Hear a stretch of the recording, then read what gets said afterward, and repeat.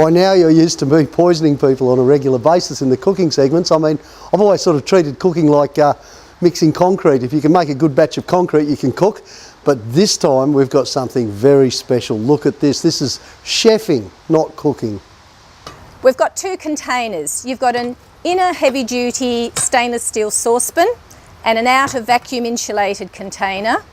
They're both manufactured for maximum heat retention.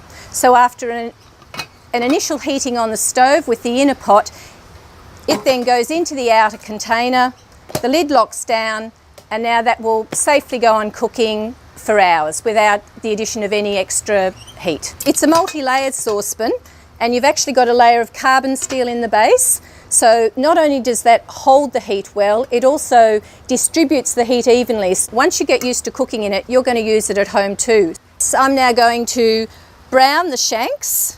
Once it's taken on that heat, because it retains it, you don't have to keep on adding a lot more heat to it. You can afford to turn it right down. The thing is, you don't just have to use them with a Shuttle Chef. You can, if you're travelling in your camper van or motorhome, you can use these for your everyday saucepans as well. So it means that you simply don't have to have your cupboards crowded with other saucepans.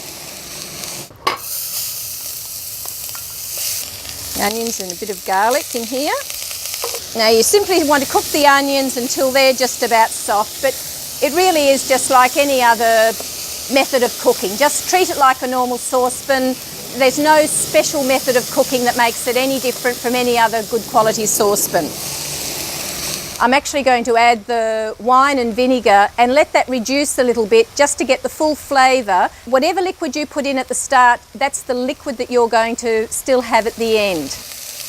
I'm just going to add the shanks back in with a tin of tomatoes and some stock, and that will be it. We'll just leave it to simmer on the stove for 25 minutes, just enough to get the heat right through into the shank. Right, that's now been boiling about 20-25 minutes. The time isn't really important, it doesn't overcook, but you just need to make sure that heat's all the way through. So I'm now going to transfer that into there. The spuds have been going for about 10 minutes. That can go into there. The lid locks down, and now that will safely go on cooking for hours.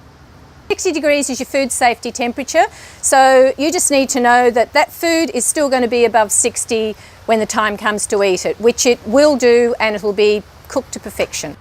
Are you ready to taste? Oh, am I ready? I've been ready for 7 hours. Right, Gee. well we've certainly dished our... Oh, look at that. So it's a matter of lifting it out without the meat all falling off the bone.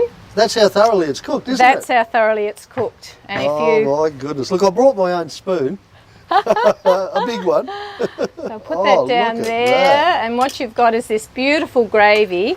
And while these vegetables are probably a bit too small to notice, but you will see still how the carrot has got still its shape and they won't be overcooked. Yes. There we go, there's one for you. Oh, look, it smells fantastic too. You can smell the wine coming through.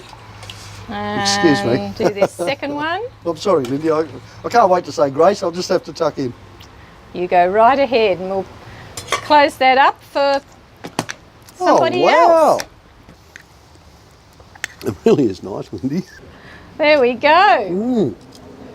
Isn't that meat just beautiful? It's just falling apart, isn't it? Absolutely. It's just the best. And you can, on the road, you know, you could be doing that with buffalo, venison, kangaroo, any of those tougher meats.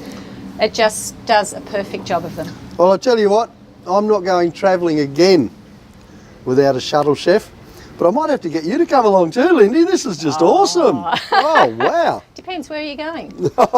Let's go, we'll find out.